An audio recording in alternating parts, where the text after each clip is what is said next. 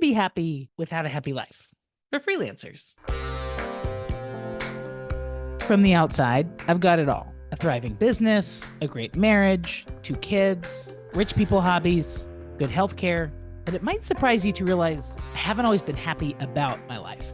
Now, not everything is my story to tell, but let's just say my husband thinks a full dishwasher is about 3 plates. One of my kids calls me stupid several times a day.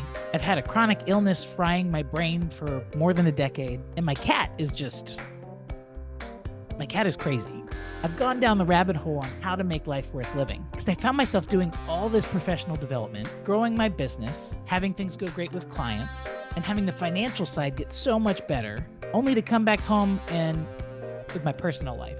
So after a couple of years of this, I thought, I want my life to get better, not just my business. So here are 3 things I found that have helped me change my attitude and get happier about life, even though I spilled a chunky green smoothie down that little crack in the car between the driver's seat and the clutch, and sorry, honey. Happiness suggestion number 1. Let go of the alternate reality. There is just you and now. In my work as a coach, I've come to see that some people fixate on the future and some people fixate on the past. Some worry about both at the same time.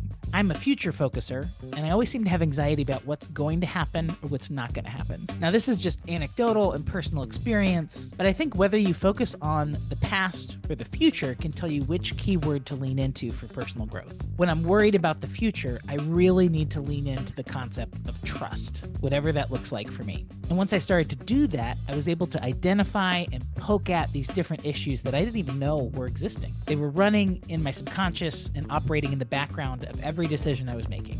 And if you tend to focus on the past, the keyword you want to lean into is forgiveness. There's a lot of work we can do here with journaling and reflection, and that's going to help you figure out the roots of what's really causing that unease in the present. So here are a couple journal prompts to help you with trust or forgiveness or both. What you want to do is write this line out 12 times, and each time finish it with a different ending.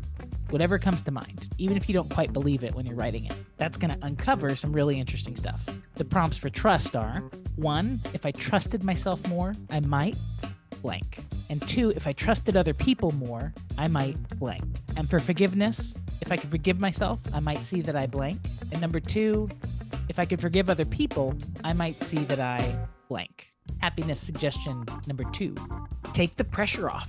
As a fairly productive member of society for a couple decades now, I've come to realize that energy is energy, whether you're using it on something productive or something unproductive. But all the energy you're putting into overthinking something is energy that you're taking away from building something or being something, like happy. And now sometimes we're gonna need to use that energy to power through whatever it is that we're dealing with. But if that's your long-term approach, that's going to lead to burnout, and that's going to leave you feeling like you don't have the energy to live the life that you want to live. If you don't see those times lessening as you get older or more mature or more advanced in your field, then I think you're doing something wrong. This is where we have to start embracing that idea that what got you here won't get you there. So even though that work ethic and that drive and that ability to push got you where you are, and it was really valuable in many ways, if you keep doing that, that is what grinds you down, and that's what keeps you unhappy, because you never truly arrive. We need to unlearn that and start to learn that how we feel matters. The energy that we bring and that we spend our time in all day, every day, matters. And once we start thinking that how we feel matters, suddenly how we spend our energy matters. And our ability to take the pressure off ourselves matters. So a couple real life examples. We've all got deadlines, but deadlines are made up.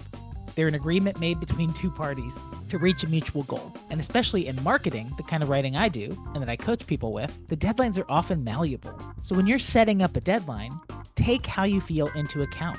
Look at the weekend. Look at how productive you are throughout the week and what the best days are for you. Take whatever you think you can do and add a week. Give yourself more room and take the pressure off.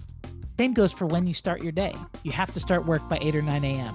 Says who? If you are setting your own schedule and you prefer to work from noon to 8 p.m., take the pressure off. Stop trying to make this habit work for you when it clearly doesn't and it affects your energy. Change your start time, add mess around time, give yourself periods of time where you don't have to go anywhere, do anything, see anyone, and your energy will start to replenish itself. Happiness suggestion number 3, take responsibility. Listen, when something bad or frustrating happens, I'm not happy. I complain, I cry, I wail, I lay down on the floor over there and just stare at the ceiling. But what I do next, I think, is what's really different. Some people consider the episode done after all the complaining. But remember what I said about energy? That resistance has a cost. That sense of struggling against something has a cost. A subconscious one that leaves you tired without really knowing why. That keeps you staying up late without really knowing why, and waking up unrefreshed and not really knowing why. Being passive aggressive and not really knowing why. And for me, those negative consequences disappear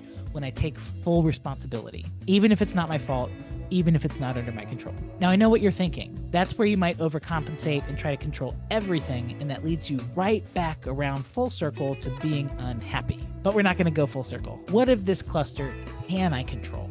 And I think many of us need to learn it doesn't damage me or reflect poorly on me to take responsibility. Responsibility is an optional, essential piece of the puzzle to feeling like I have more agency in every situation. Some examples from real life. Let's say someone hits the bumper on your car. I can control my speaking volume to the person who hit me, to the traffic cop, the video footage of the event, managing the other person's anger, moving our cars to the side of the road, the language I use to not admit guilt for something. The situation is out of my control and not my fault, but there's lots of pieces of it that I can take control of to have more agency in it. Let's think of a work example. Let's say a client sends a rude, nasty email reviewing the work that we've submitted. It's not my fault. I did my best and I delivered what I thought the client wanted. But what can I control in this situation? Taking a break before writing back to that client, running my response by a close friend, even getting into the state of mind where I feel it's already resolved and writing my note from that state of mind. The practice of taking responsibility makes it so that when bad things inevitably happen, my first instinct is to take a deep breath, acknowledge my feelings, give them a place to go, and then find a productive action to take. I don't have that control already. I'm stepping up and taking it. Now, these 3 concepts about happiness have come up a lot in 3 different situations. My personal life, my relationship with my business, and my relationship with coaching clients. And I found by taking action around these 3 things, I can have a good day even during a bad day. And I can have a good weekend despite having a bad weekend. Because I trust myself, I forgive my past, I manage my energy, and I take responsibility. It reminds me of this saying I learned from a friend at improv. If you can't get out of it, get into it. And I think about that a lot with happiness because reality is here. It's coming for us, it's present for us. We can't get out of it. So we might as well, get into it.